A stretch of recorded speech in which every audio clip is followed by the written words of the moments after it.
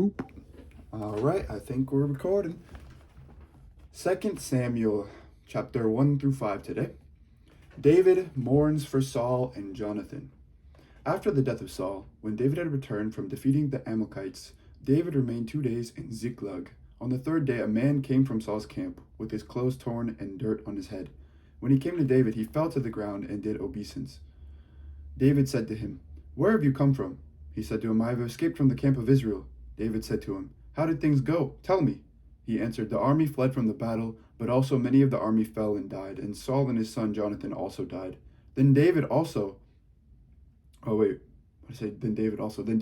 the young man who reported to him, 'How do you know that Saul and his son Jonathan died?'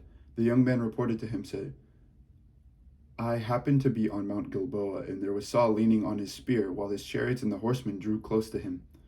When he looked behind him, he saw me and called to me. I answered, "Here, sir." And he said to me, "Who are you?" I answered him, "I am an Amalekite."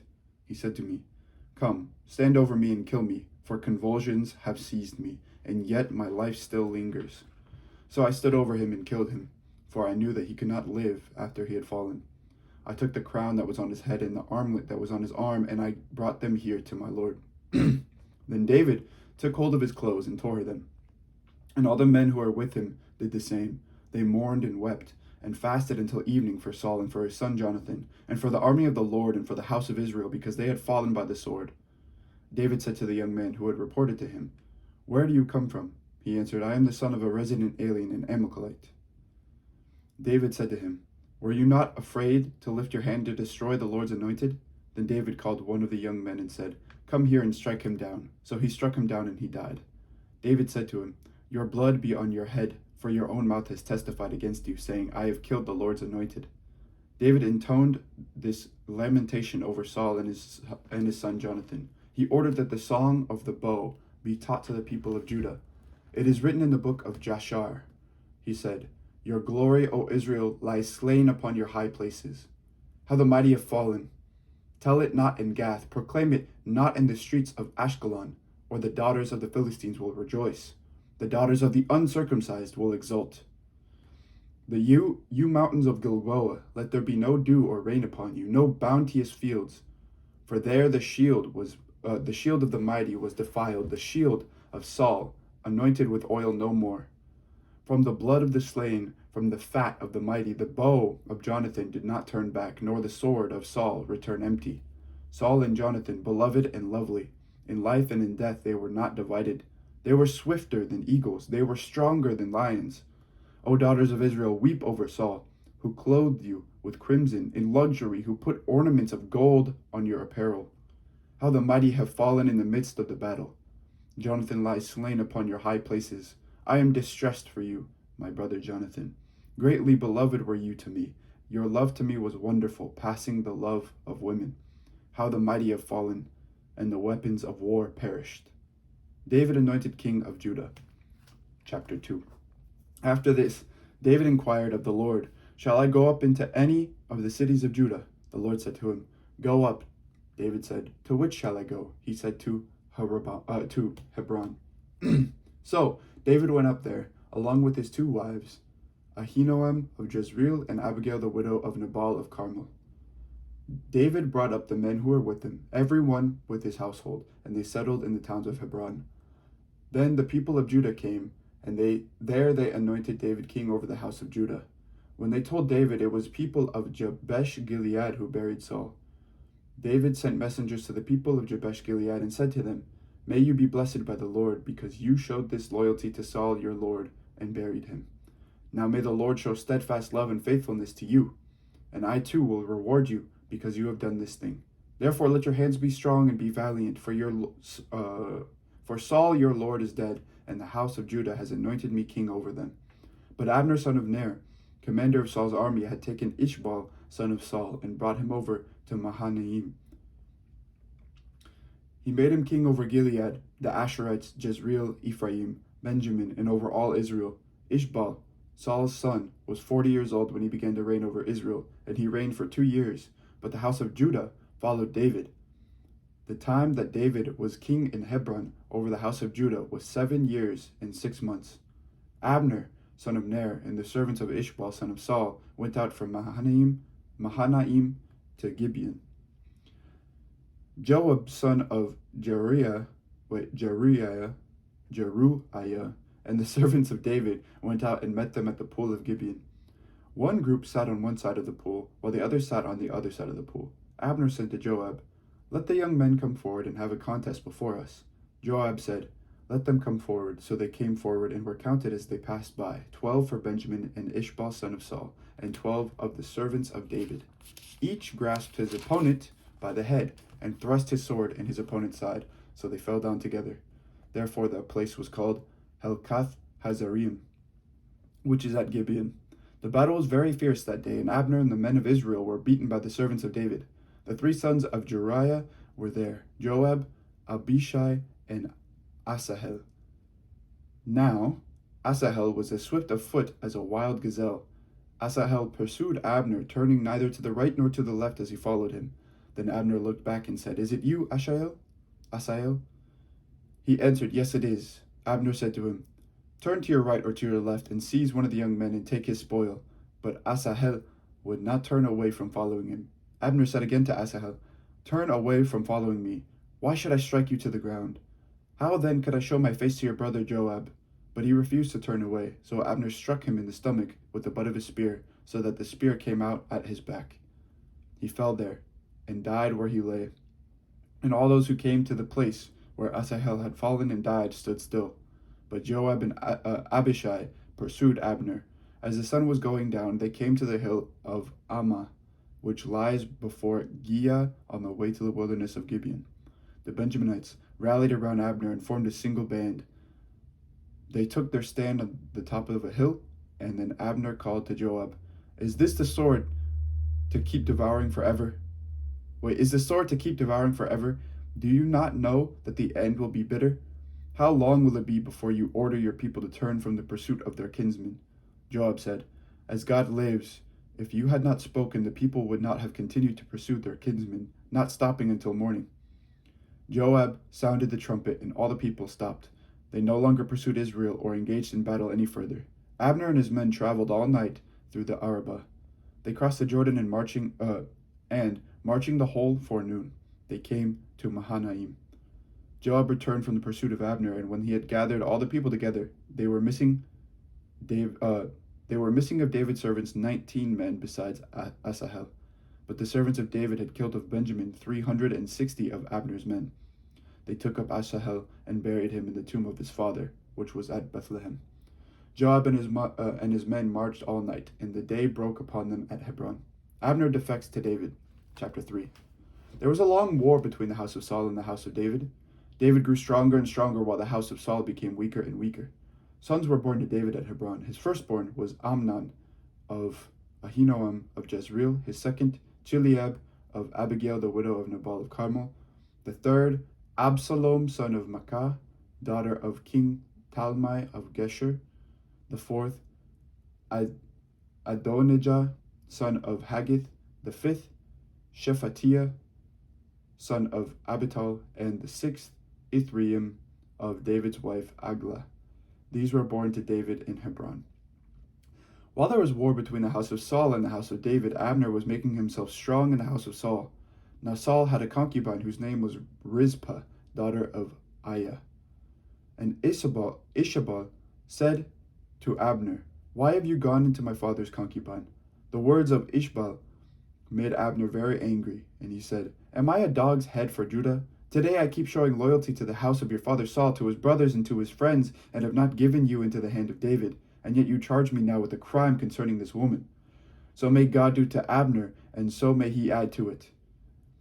For just what the Lord has sworn to David, that I will accomplish for him, to transfer the kingdom from the house of Saul, and set up the throne of David over Israel and over Judah from Dan to Beersheba."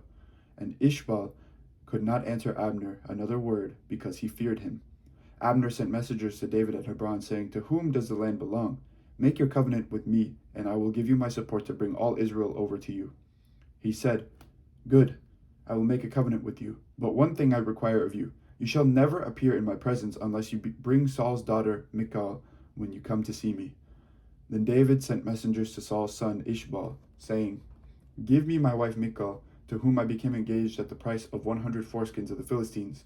Ishbaal sent and took her from her husband Paltiel the son of Laish. But her husband went with her, weeping as he walked behind her all the way to Bahurim. Then Abner said to him, Go back home. So he went back. Abner sent word to the elders of Israel, saying, For some time past you have been seeking David as king over you. Now then bring it about, for the Lord has promised David, Through my servant David I will save my people Israel from the hand of the Philistines and from all their enemies. Abner also spoke directly to the Benjaminites. Then Abner went to tell David at Hebron all that Israel and the whole house of Benjamin were ready to do. When Abner came with 20 men to David at Hebron, David made a feast for Abner and the men who were with him. Abner said to David, Let me go and rally all Israel to my lord the king, in order that they may make a covenant with you, and that you may reign over all that your heart desires. So David dismissed Abner, and he went away in peace. Just then the servants of David arrived with Joab from a raid, bringing much spoil with them. But Abner was not with David at Hebron, for David had dismissed him, and he had gone away in peace. When Joab and all the army that was with him came, it was told Joab, Abner son of Ner came to the king, and he has dismissed him, and he has gone away in peace. Then Joab went to the king and said, What have you done? Abner came to you. Why did you dismiss him so that he got away? You know that Abner son of Ner came to deceive you, and to learn your comings and goings, and to learn all that you are doing. When Joab came out from David's presence, he sent messengers after Abner, and they brought him back from the cistern of Sirah. But David did not know about it. When Abner returned to Hebron, Joab took him aside in the gateway to speak with him privately, and there he stabbed him in the stomach. So he died for shedding the blood of Asahel, Joab's brother. Afterwards, when David heard of it, he said, I and my kingdom are forever guiltless before the Lord for the blood of Abner son of Ner. May the guilt fall on the head of Joab and on all his father's house. May the house of Joab never be without one who has a discharge, or who is leprous, or who holds a spindle, or who falls by the sword, or who lacks food. So Joab and his brother Abishai murdered Abner, because he had killed their brother Asahel in the battle at Gibeon. Then David said to Joab and to all the people who were with him, Tear your clothes and put on sackcloth, and mourn over Abner. And King David followed the bier. They buried Abner at Hebron. The king lifted up his voice and wept at the grave of Abner, and all the people wept. The king lamented at Abner, saying, Should Abner die as a fool dies? Your hands were not bound, your feet were not fettered. As one falls before the wicked, you have fallen. And all the people wept over him again. Then all the people came to persuade David to eat something while it was still day. But David swore, saying, So may God do to me, and more, if I taste bread or anything else before the sun goes down. All the people took notice of it, and it pleased them, just as everything the king did pleased all the people. So all the people in all Israel understood that day that the king had no part in the killing of Abner son of Ner. And the king said to his servants, Do you not know that a prince and a great man has fallen this day in Israel? Today I am powerless, even though anointed king. These men, the sons of Zeruiah, are too violent for me. The Lord pay back the one who does wickedly in accordance with his wickedness. Ishbaal assassinated. Chapter 4. When Saul's son, Ishbaal, heard that Abner had died at Hebron, his courage failed, and all Israel was dismayed. Saul's son had 2 captains of raiding bands. The name of one was Baanah, and the name of the other Rechab. They were sons of Rimmon, a Benjaminite from Beeroth, for Beeroth is considered to belong to Benjamin. Now the people of Beeroth had fled to Gittim, and are there as resident aliens to this day. Saul's son Jonathan had a son who was crippled in his feet. He was 5 years old when the news about Saul and Jonathan came from Jezreel. His nurse picked him up and fled, and in her haste to flee it happened that he fell and became lame. His name was, Mephibosheth. Okay. Now the sons of Rimmon, the Beerothite, Rechab and Baanah, set out, and at the heat of day they came to the house of Ishbaal while he was taking his noonday rest. They came inside the house as though to take wheat, and they struck him in the stomach. Then Rechab and his brother Baanah escaped. Now they had come into the house while he was lying on his couch in his bedchamber. They attacked him, killed him, and beheaded him. Then they took his head and traveled by way of the Arabah all night long. They brought the head of Ishbal to David at Hebron and said to the king, "Here is the head of Ishbal, son of Saul, your enemy, who sought your life. The Lord has avenged my lord the king this day on Saul and on his offspring." David answered Rechab and his brother Baanah, the sons of Rimmon the Beerothite, "As the Lord lives, who has redeemed my life out of every adversary,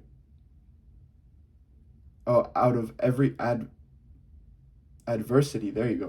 Why is it so hard to read? Anyway, when the one who told me, 'See, Saul is dead,' thought he was bringing good news, I seized him and killed him at Ziklag. This was the reward I gave him for his news. How much more then when wicked men have killed a righteous man on his bed in his own house? And now, shall I not require his blood at your hand and destroy you from the earth?" So David commanded the young men, and they killed them. They cut off their hands and feet and hung their bodies beside the pool at Hebron. But the head of Ishbal they took and buried in the tomb of Abner at Hebron. David anointed king of all Israel. Chapter 5. Then all the tribes of Israel came to David at Hebron and said, "Look, we are your bone and flesh. For some time while Saul was king over us, it was you who led out Israel and brought it in. The Lord said to you, 'It is you who shall be shepherd of my people Israel, you who shall be ruler over Israel.'" So all the elders of Israel came to the king at Hebron, and King David made a covenant with them at Hebron before the Lord, and they anointed David king over Israel. David was 30 years old when he began to reign, and he reigned for 40 years. At Hebron he reigned over Judah for 7 years and 6 months, and at Jerusalem he reigned over all Israel and Judah for 33 years. The king and his men marched to Jerusalem against the Jebusites, the inhabitants of the land, who said to David, "You will not come in here, even the blind and the lame will turn you back," thinking, "David cannot come in here." Nevertheless, David took the stronghold of Zion, which is now the city of David. David had said on that day, "Whoever wishes to strike down the Jebusites, let him get up the water shaft to attack the lame and the blind, those whom David hates." Therefore it is said, "The blind and the lame shall not come into the house." David occupied the stronghold and named it the city of David. David built the city all around from the Millo inwards. And David became greater and greater, for the Lord, the God of hosts, was with him. King Hiram of Tyre sent messengers to David, along with cedar trees and carpenters and masons, who built David a house. David then perceived that the Lord had established him king over Israel, and that he had exalted his kingdom for the sake of his people Israel. In Jerusalem, after he came from Hebron, David took more concubines and wives, and more sons and daughters were born to David.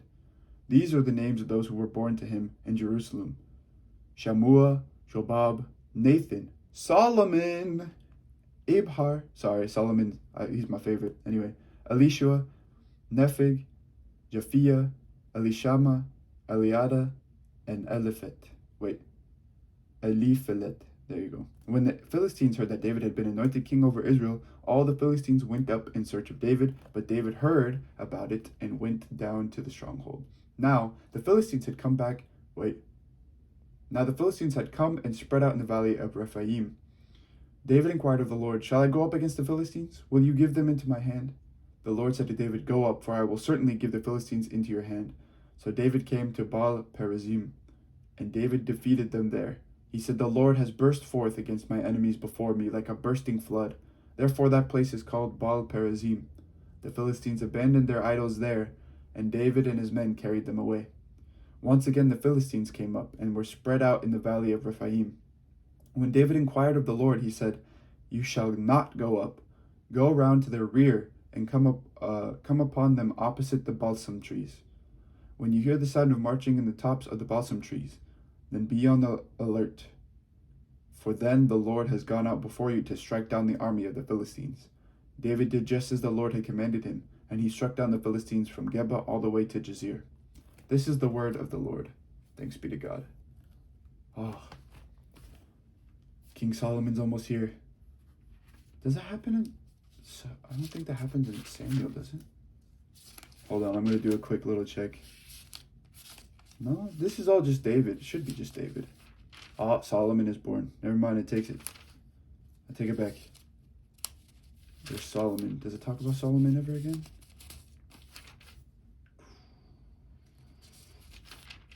No, doesn't look like it. I think that's where it starts in Kings, though, huh? Yeah. Yeah. Starts in Kings talking about Solomon, and then in Chronicles and all the rest. Anyway, thank you for listening. I had my little Solomon attack there. But what was I gonna say? Have a great day, everyone, and may God bless you this day. Amen. All right, bye-bye. Take care.